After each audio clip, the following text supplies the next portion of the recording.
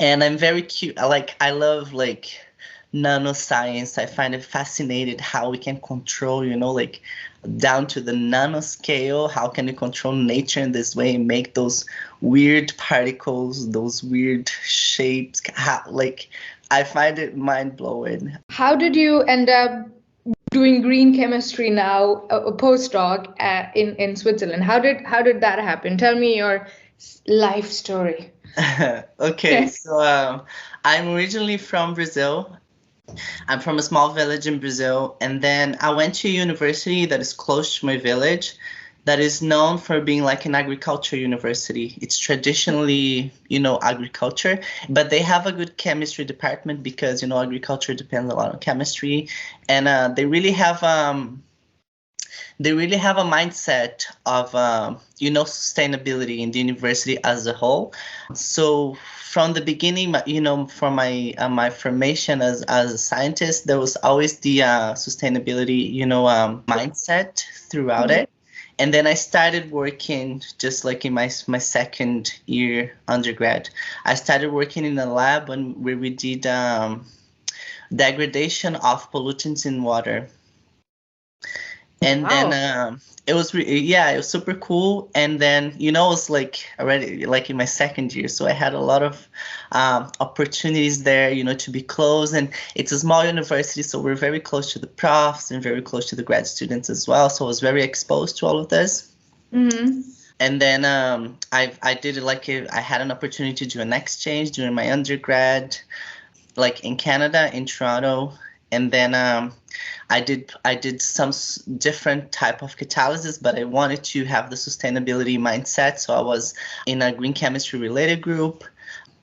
So I really like the idea, it's something that makes sense to me, and it's something that motivates me as a scientist to, think about that, there's like this huge problem that we're facing, we have to, there's climate change there, we produce too much waste, we have to, become carbon neutral. There's so many challenges.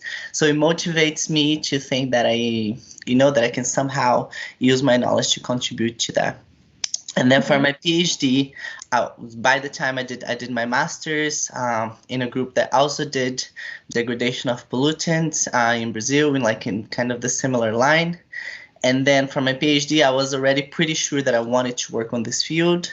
And because I knew how to do catalysis that I had learned, in my master's, I thought about, maybe let's look into the groups that use catalysis to do green chemistry. And then I found the group of Professor Morris and McGill that they're really towards, green chem. It's like really the main theme of the lab. And Professor Morris was super cool. So I did an exchange with her during my master's, and we really worked well together. And then I went for the PhD at McGill. And during my PhD, I had every single opportunity to be in the green chemistry community. It's such a welcoming community, and everybody's so close. And I really like how the community is built, and we had opportunity to be with the big names in green chem, and I went to summer schools of green chemistry. There's a big green chemistry initiative at the ACS that I went to everything they did. We have the green chemistry conferences. So the community is very very close, and we get close to people, and then we start to collaborate more, we start to learn more, and we start to be more motivated to be in the field. So everything just went together. And then I was finishing my PhD. I was interested in keep working with green chem, but looking at different different parts of it, let's say. And then I found the group here, Professor Luther Bacher. They're doing super good work. I got in touch, and then I wanted to move around because I like to move around the world, So I did my PhD in Canada. I was like, now I have to go somewhere else. So yeah, so it worked out to be here, and I like it because green chem really gives me motivation.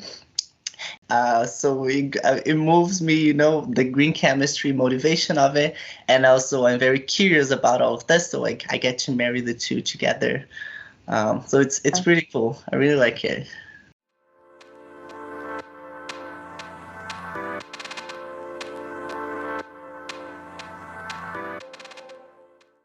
We hope you enjoyed this snippet. Check out the full episode by following the link in the show notes. A lot of work goes into creating every episode of Under the Microscope. We meticulously look for the best materials and nanoscientists from around the world to feature on Under the Microscope. So do leave us a review and share your favorite episodes with your favorite people. Thank you very much.